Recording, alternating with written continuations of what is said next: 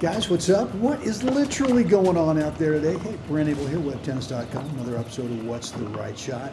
Got two episodes. First one is today. We're going to work on second serve and volley. And I'm going to tell you something about your second serve coming up here. But I also want to work on what is the right shot. What's the right shot and the next best court position that you're going to play with this half volley right here. And so for me, it's, would I rather have a volley where I'm maybe a step in closer and be able to have a little bit better geometry? Of course. But this is not a time to panic in terms of thinking, oh my God, I've got to play a spectacular half volley. You don't have to. Really what you're trying to do is take your time so that you are on balance, right? I mean, this is a balanced posture right here where you could wait for the exact right moment to be able to play your half volley. And in my case here, all I'm thinking about really is I just want to get it over to the ad side, throw it over there, kind of like in ice hockey, just kind of throw the puck in the corner and then just skate your fanny off to get down there. This one, same kind of thinking, nothing fancy, no stress, no anxiety. I'm going to wait for the right moment to just simply play it over to that half of the court. And then let's see what we've got, right? And I'm going to tell you, I'm going to be honest with you here, I actually hit a better half volley than what I intended to. Now that changed my court positioning thinking because I think my shot choice here was really, okay, I want this ball to land sort of, in the middle of that ad side quadrant. And I'm assuming he's going to get to it, and I'm assuming he's going to have a passing shot opportunity from that part of the court. But what ends up is it ends up a little bit better, and now I can see he's on the run, right? Which means, what does that tell you? Now you're anticipating, okay, he's on the run, so he's not going to be able to have a lot of great stroke technique to play a clean passing shot, whether that's up the line or cross court. So I'm not going to get totally tight on the net to defend against those two possibilities up the line or cross court.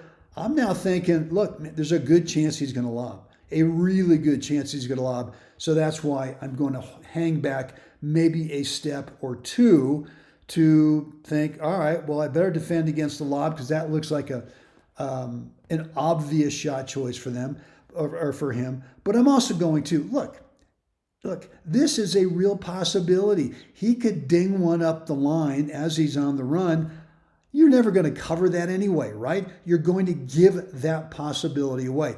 He could get around this thing and maybe play some crazy angle over here. Okay, we're going to give him that, right? And that's just going to happen once in a while. This guy's a good player, so that's just part of the program. If you're going to play some serve and volley, then you're going to get passed once in a while, and that's just part of the deal. That's no big deal, right? Okay, so look, here's the shot that he ends up playing. He ends up trying to go cross court. And my whole thought here is that, look, I know that he ran through this, right? He didn't get over there, wasn't able to get over there and get set where he could play the shot and come back. And so now all you have to do is you just got to make a visual lock on this ball. You don't have to have any kind of peripheral landscape vision in terms of what's he doing, has he put on the brakes, is he coming back. All you got to do is visually lock on the ball, reach with your feet, not get out of this split step position right here and reach with your hands because then you're off balance, right? Reach with your feet to start and just stay locked on that ball visually. And all you got to do is place the racket behind it and just make the volley. Here's the big mistake I used to make is I used to think, oh man, I got this guy. I'm going to kind of rub it in his face. I'm going to play a nice high technique, underspin, low skitter with power backhand volley and typically miss it, right? And because you're sort of thinking that way, what happens? Well, you start to peak. You start to lose contact with the ball, right? Visual contact with the ball. And you start looking towards this great shot you want to play, and you chunk it and you miss it. And so let's be smarter. Let's just realize all you got to do is be there, make it. It doesn't have to be anywhere fancy in the court. You don't have to flirt with the baseline back there. Don't have to flirt with the sideline. Just make the shot and you're going to win the point. So there you have it. So this is really kind of twofold. On number one, look, second serve, all that you're trying to do is change the trajectory so that you get some bounce and that you raise his strike zone, right? This is at least shoulder high, if maybe, a little almost head high, all right?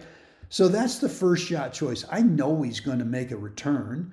Chances of him making a return off of this are good, but I'm also banking on the fact there's going to be enough spin, enough bounce to get it up to where, okay, he's not going to be able, again, he may go ahead and knock this thing on the line, not going to cover that, right? He might do something crazy over here and not going to be able to cover that. That's going to happen once in a blue moon. We'll take the odds on that.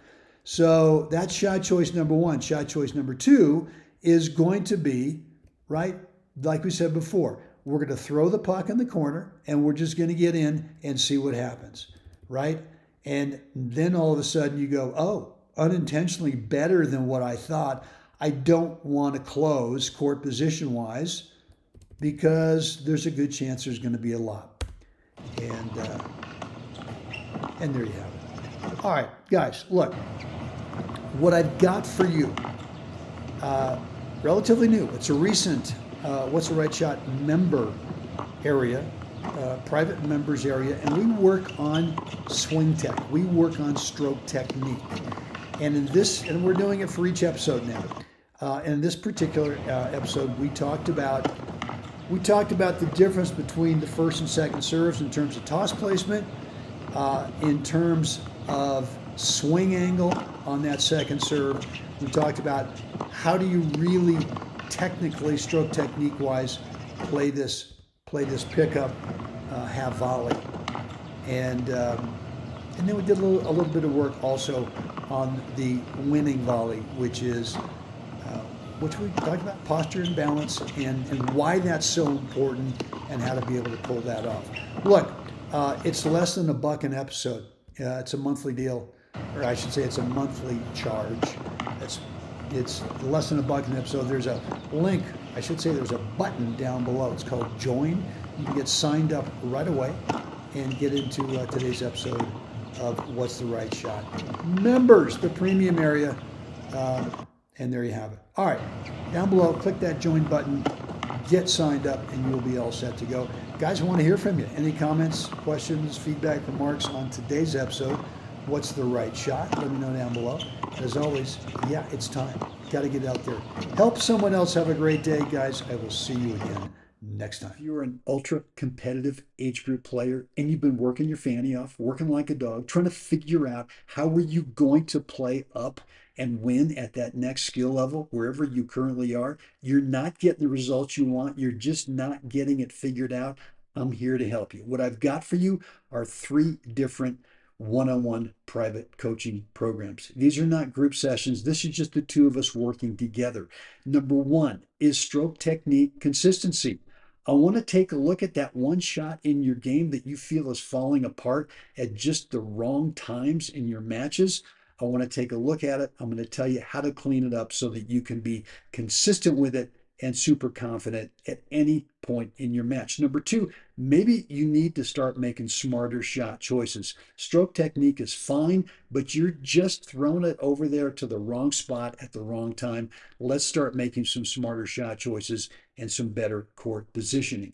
Maybe it's mindset training. For me, this was the big difference maker in my game. I had to stop asking why. Right? Why am I getting tight at these certain moments? I had to stop asking that question and instead really start to build some mental skills off the court on a daily basis. If any of these 3 resonate with you and you think that it might help you get to that next skill level, the best way for us to start is with a free 15-minute what I call a discovery phone call. You're going to lay it out there for me, what's going on with your game, what you've tried, what's not really worked. And I'm going to tell you whether or not I think I can help you and suggest a program that we can get started with. So the best way to do that to get started is right down below. There's a link that will take you to my online calendar. Just cherry pick a date and time that works best for you, and we can get started there. Looking forward to helping you. Right down below in the description area, click that link, schedule that free discovery call, and we can get started right away.